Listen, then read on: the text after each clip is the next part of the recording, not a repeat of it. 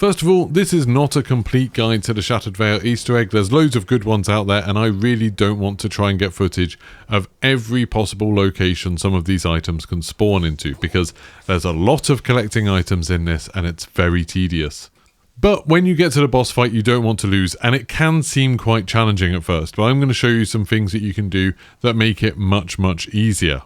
First of all, in terms of preparation, unlike a lot of the boss fights in Black Ops 6 so far, this one is easier with more people, at least with 2 people. Solo, it's quite difficult, but this guide will still work. But in a duo, the whole Easter egg is much easier, and in quads, I think this boss fight is even easier. Also, in terms of augments, one thing I would definitely recommend you have is the PhD augment that just makes you not take any environmental damage when you're sliding. That's going to be super useful because it means you can slide through the pools of goo without taking any damage. In terms of weapons, the SMG style upgrade for the Ray Gun Mark II works really well, so you can pretty much use that. I was then using explosive GS45s, that worked absolutely fine. To be honest, it seems like a lot of weapons do pretty similar damage, so whatever will get you through the Easter egg is probably going to be good. I would recommend that you get it up to Pack-a-Punch level 3 and as high a rarity as you possibly can. The last and most important tip is to make sure everybody in your party has a chopper gunner. Seriously, that is the most important thing. Make sure you all have, obviously, as many perks as you can possibly have, particularly PhD, but make sure you have crafted a chopper gunner. They're not even that expensive to make. By the time you finish the Easter egg, you'll have plenty of salvage left over and you can't take it with you. So make sure everybody has a chopper gunner. Right, once you get into the boss arena, basically there's a bunch of big rocks and then there's a very angry dinosaur that's going to be chasing you, and there's a bunch of smaller zombies that spawn. When you're shooting the boss, its weak points are always its eyes, and then if it's looking towards you and kind of puking up a load of green stuff, you can shoot it in the mouth. And one thing I haven't seen a lot of people talk about is that Richtofen will constantly be trying to snipe it, and when he does, it makes kind of green glowing patches on the side of the T-Rex. You can shoot them and do an absolute ton of damage. When I was shooting it normally with the ray gun, I was doing about 1,600 per shot. If you shoot those patches on the side, you can do 24,000 damage every time you destroy one. So just try to keep on top of that and make sure you destroy those as soon as they appear. You can see there, when I shot him in the mouth, I was doing about 6,000 damage. One big problem in this boss fight is that you will constantly be running out of ammo. It's quite hard to come up with ammo. If you've got Vault Trade, obviously that will help a tiny bit, but also just make sure you're constantly killing the zombies, more than anything just to get essence. There is an ammo box, so you can buy ammo in here. Bear in mind, if you've got a level 3 Pack-a-Punched ray gun, that's going to cost 10,000 essence for you to be able to buy ammo for it, which is pretty expensive. For your GS45s, if that's what you're using, or any normal gun, if you've got that Pack-a-Punch, that's going to be 5,000 essence, which is, you know, half as bad, but still pretty bad. I wouldn't recommend taking 2 wonder weapons into this because A, the Wonder Waff isn't that useful against it, but also the ammo is just too expensive. So for the first phase of the fight, you're just going to be running away from the T-Rex. Any green pools that get left behind by the exploding zombies, you can just slide through them.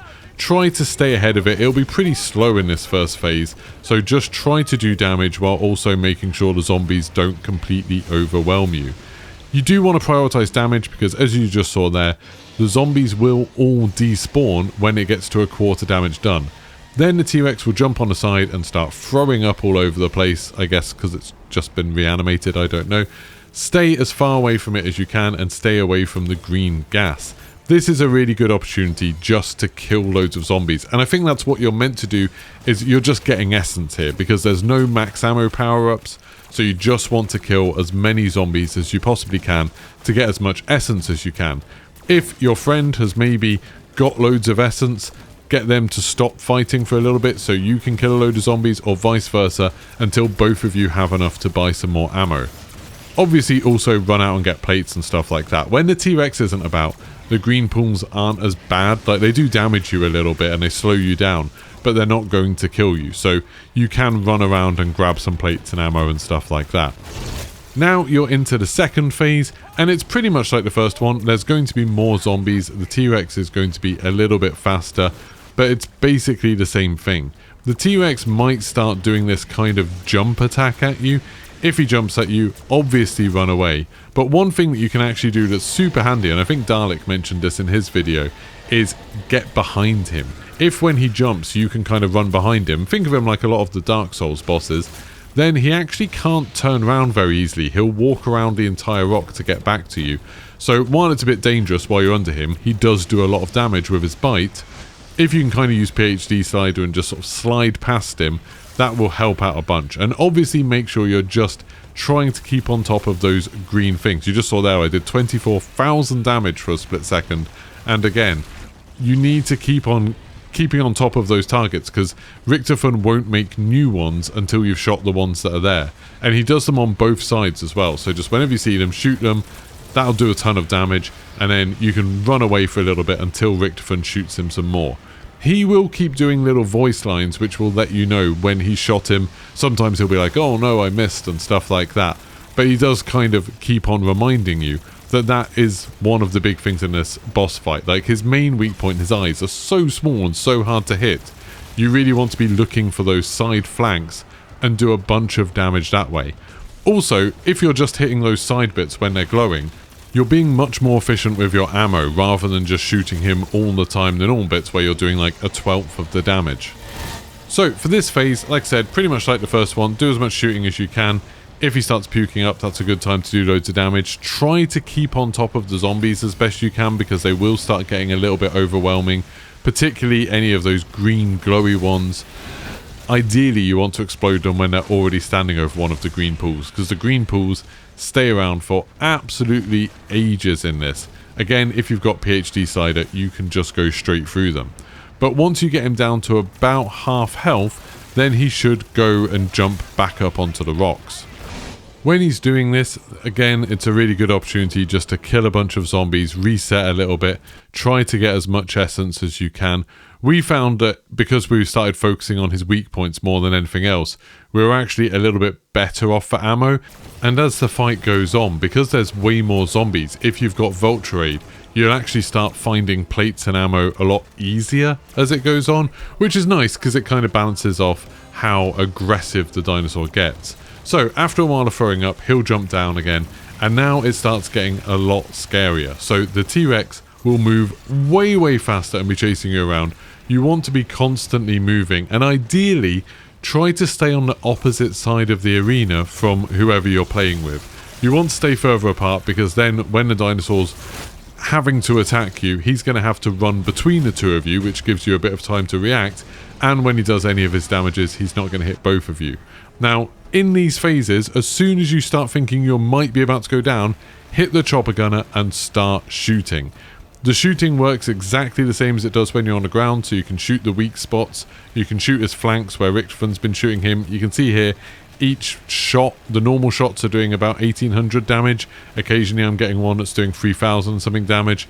But the benefit of the chopper gunner is that you're doing tons of steady, constant damage while you're also completely and utterly safe. I'm not sure if you saw that, but it seems like when you shoot his weak point, like his eyes, you actually do a little bit less damage for some reason with the chopper gunner. I don't know why, you only do 800 damage. Anyway, after you come out of the chopper gunner, obviously you're going to have to be careful a little bit and run around. Don't let your other person, if you're doing this in duos or trios or quads, use another chopper gunner in the same phase, because it'll be a waste. He'll just go up on the edge where he's immune, and then you won't be able to do anything. In this final kind of zombie-only phase, there's going to be tons of zombies, but it's a little bit harder because there's tons more gas, there's loads more gas pools. The zombies are all super sprinters, and there's going to be loads of them coming out. You can see this here is a little bit manic. I was just frantically trying to plate up as often as I could, trying to keep on top of my ammo. You know, using explosive weapons is quite good for this. But then before long, he'll hop down, and I would recommend basically as soon as he hops down and you're going into the fourth phase, just fire off another chopper gunner if somebody has one. As soon as you've got another chopper gunner, you can start absolutely laying into him while the other person just does what I'm doing. I'm just sliding around trying to stay alive, sliding through the pools so I don't take too much damage from them. Occasionally I can do a little bit of damage to the boss, but that's not really my focus. The chopper gunner is doing nearly all of the damage. You can see how quickly he can burn him down when it's in the right way. Then by the time the chopper gunner ends, you should have him at about this point, so you can see he's barely got any health at all. Obviously, if you've got extra chopper gunners, if you're in trios or quads, then you might be able to actually just finish him off with the chopper gunner. But he only had a little bit of health now, and because he's so aggressive in this final phase, it's a good idea just to use whatever ammo you have and try to burn him down as soon as he starts vomiting up. Now, as soon as his health bar disappears, that means he's dead. He'll do a whole like animation of dying, but you'll get all the quest completion things and you are done. If you found this guide useful, please let me know in the comments how you got on with it. Don't forget to like and subscribe. Thank you very much for watching, and goodbye.